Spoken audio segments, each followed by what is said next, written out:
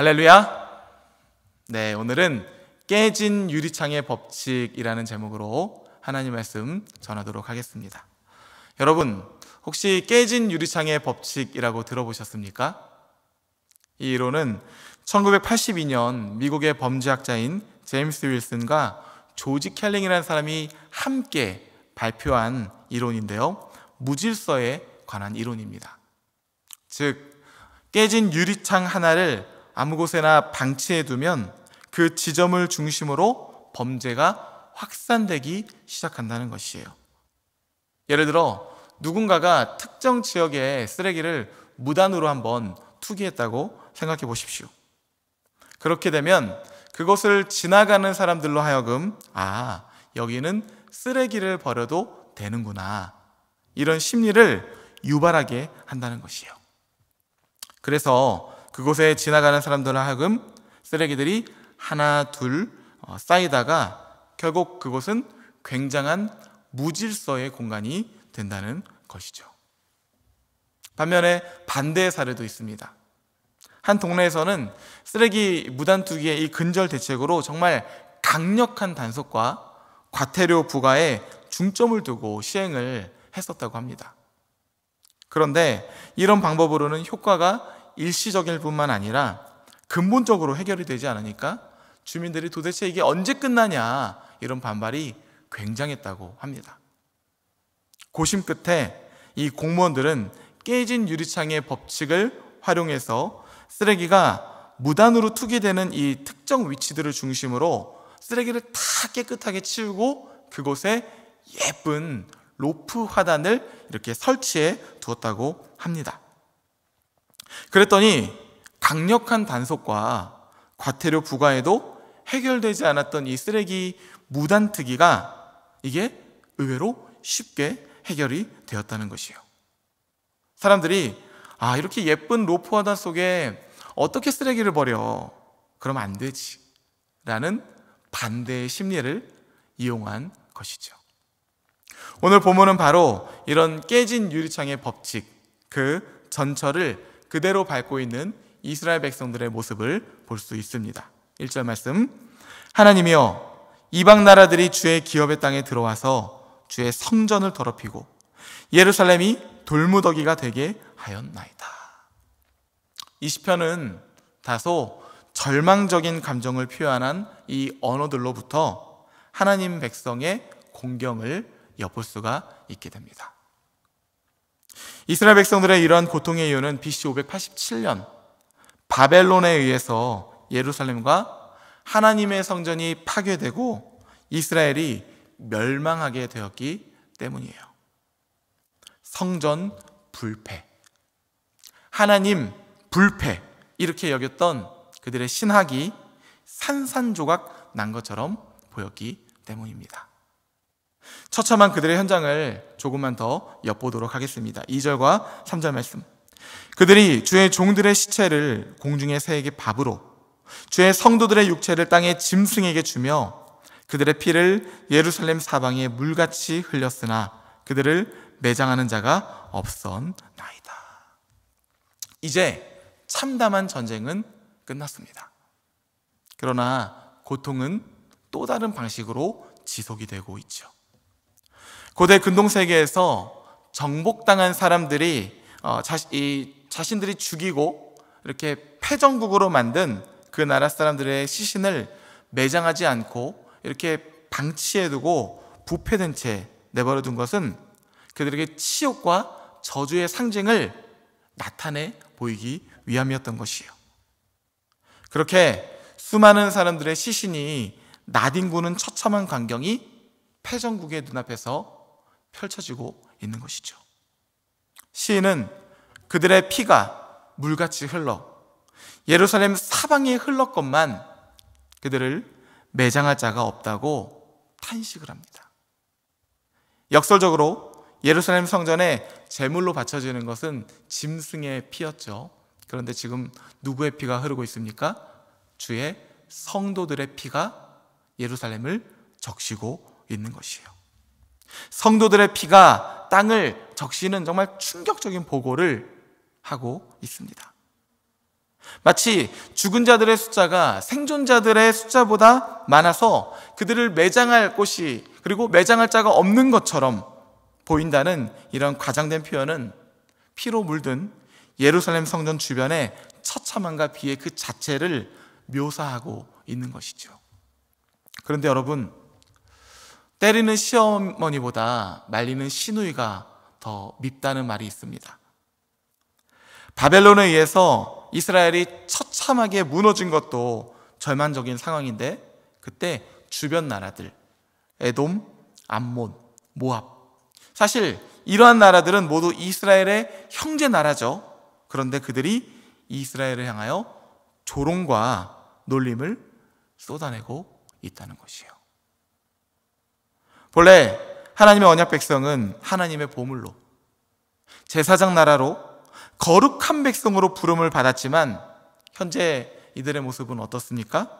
멸시의 대상이 되었습니다. 그래서 시인은 하나님을 향하여, 하나님, 도대체 언제까지입니까? 우리를 향하여 영원히 분노하려 하십니까? 도대체 당신의 질투가 언제까지 불처럼 타오르는 것입니까?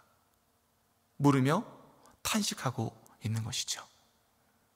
그런데 여러분, 진단이 잘못되면 병을 치료할 수가 없습니다. 하나님의 기업, 하나님의 소유, 이스라엘의 가장 먼저 더럽힌 자들이 누굽니까? 바로 이스라엘 백성들, 그들 자신입니다. 하나님께서 허락하신 약속의 땅, 젖과 꿀이 흐르는 땅에 전적인 하나님의 은혜로 들어가서 그들은 그 축복된 땅에서 우상을 섬기며 가나안 땅, 그 나라의 문화를 쫓으며 육신의 정욕과 안목의 정욕과 이생의 자랑을 탐닉하는 삶을 살았습니다. 그래서 하나님은 수많은 선지자들을 세워 그들을 향해 경고하시죠. 너희 그러다 망한다. 너희 그러다 진짜 망한다. 속히 돌이키라. 우리를 향해 안타까워하시며 긍휼히 여기시는 마음으로 탄식하시는 하나님 아버지의 목소리가 들려야 하는 것입니다. 아모스, 호세야, 이사야, 미가, 하박국, 스바냐, 예레미야, 그 외에도 수많은 선지자들을 하나님이 얼마나 많이 보내주셔서 이러한 회개를 촉구하셨습니까? 그런데 이스라엘 백성들은 끝까지 돌이키지 않고 마치 불나방들이 화려한 불길을 향해 달려들듯이 돌이킬 수 없는 죄악의 지점까지 나아가게 된 것이죠.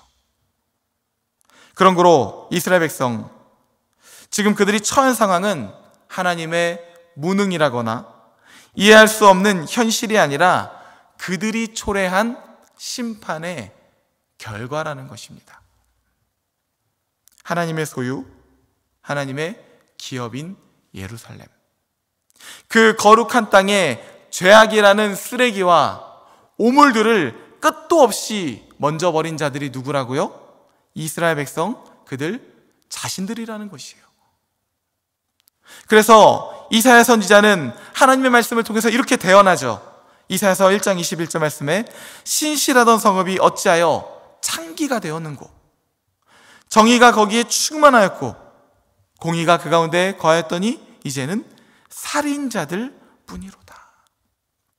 아니, 하나님의 신실한 성읍 예루살렘을 창기로 만들고 정의와 공의가 충만했던 그 땅을 살인자들의 도시로 너희가 먼저 만들었지 않느냐.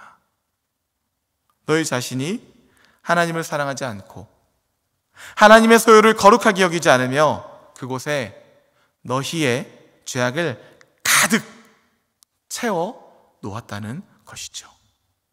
그러니 그렇게 죄악이라는 쓰레기가 가득한 예루살렘 그 땅에 또 다른 쓰레기를 버리는 것이 쉽겠습니까? 어렵겠습니까? 아무도 어려워하지 않죠. 이방 나라 그들의 마음껏 예루살렘을 유린하지 못할 이유가 어디 있겠습니까? 다행히 시편 79편의 시인은 이러한 자신의 탄식 기도 가운데 하나님의 깨닫게 되는 은혜를 그가 발견하게 됩니다.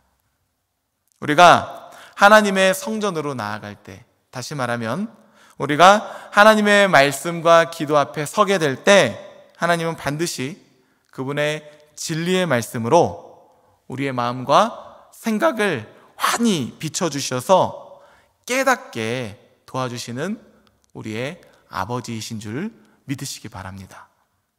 하나님께서 기도 가운데 있는 그의 심령을 매만져 주사 어느덧 그의 탄식과 호소는 간청의 목소리로, 그리고 회개의 목소리로 변하게 되지요. 8절과 9절 말씀, 우리 조상들의 죄악을 기억하지 마시고 주의 긍휼로 우리를 속히 영접하소서. 우리가 매우 가련하게 되었나이다. 우리 구원의 하나님이여, 주의 이름의 영광스러운 행사를 위하여 우리를 도우시며 주의 이름을 증거하기 위하여 우리를 건지시며 우리 죄를 사하소서. 할렐루야. 여러분, 하나님의 임재에 사로잡힌 자의 이 변화되는 고백이 들리십니까? 이러한 역사가 여러분들 가운데도 있기를 축복합니다. 이제 그의 진단이 제대로 이루어지고 있는 것 같아요. 주님, 저희가 죄인입니다. 하나님, 저희를 긍휼히 여겨 주시옵소서. 진정한 회개와 그의 간청이 하나님 앞에 상달되고 있는 것이죠. 그는 자신의 기도 가운데 자신들이 쓰레기처럼 버려놓았던 죄들을 하나하나 회개하며 치워진 그들의 마음밭에 예루살렘 가운데 하나님이 기뻐하시는 아름다운 꽃, 화단을 심습니다. 그리고 본 시편은 이렇게 끝을 맺고 있어요. 우리는 주의 백성이요 주의 목장의 양이니 우리는 영원히 주께 감사하며 주의 영예를 대대에 전하리이다. 사랑하는 성도 여러분, 그러면 우리 삶에 있어서 깨진 유리창은 무엇일까요? 하나님께서 이스라엘 백성들에게 약속의 땅, 가나안 땅을 허락하신 것처럼 우리에게도 우리의 삶, 가정, 일터, 일상의 수많은 영역들 가운데 하나님의 은혜를 허락하셨죠. 여러분은 그 아름다운 터전에 죄악의 쓰레기를 가득 담아내며 살아가고 계십니까? 아니면 하나님이 기뻐 받으시는 아름다운 꽃밭을 만들어가는 신앙생활을 하고 계십니까? 바라기는 오늘 말씀이 우리 마음과 생각 가운데 떨어져서 하나님의 깨닫게 되는 은혜가 있으시기를 소망합니다. 그래서 하나님이 기뻐하시지 않는 죄가 발견된다면 과감하게 떨쳐내시고, 하나님이 기뻐하시는 것을 깨닫게 된다면 순종을 통해 아름다운 꽃밭을 심어 나가야 하는 것이죠. 그것이 바로 성도의 삶이요 그리스도의 향기인 것입니다. 오늘 하루가 이러한 그리스도의 계절이 되기를 예수님의 이름으로 축복합니다.